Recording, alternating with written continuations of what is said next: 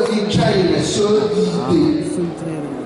isaga muuse tiri ninkaasi waa ka baxsan yahay waddanka iyaga iman maayo la yaabay noqotayoo dadkii oo dhan waxay baadhis ugu dhaqaaqeen muuse iyo China meeshay isu qabteen ummaddaas markii la tegey waxba raagaa la waayey muuse loo tegey waxay muuse ma garanayo inuu yidhi dowladdii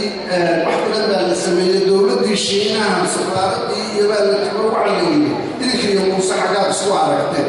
noqon annagaaba dee iminka dembi hadduu idinka galay xidhayna oo dembigii u raacayna sababtaa darteed la qanciya waxaa la ogaaday shir wasqo lagu qabtay oo xurmufta hanti wadaag iska riixa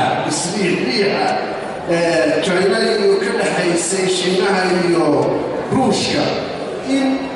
inta shirarka aynu iska tagno baynu tegi jiray haddii aad go'aanada xaggooda dambe aadan ka warhayn waa layna ku saxiixi jiro waxaa la odhan jiray go'aanka ka soo baxay markaa go'aanadii ka soo baxay baa waxay ahayd in dowladda Shiinuhu xagga daacinayso horumarka hanti wadaaga markaa waxaa la yidhi muuse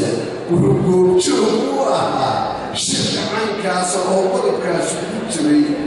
dib uu u yaabo muuse loo tegayo waxaa la yidhi arrinkaa muuse wuxuu caddeeyey in aanu go'aanadaa wax ka gaadhin in aanu saxiixin laakiinse intaanu sheegin ereygu yimiyo wuxuu yidhi wallaahi waxaan la yaabay waxaanan moodayin wax kale badaya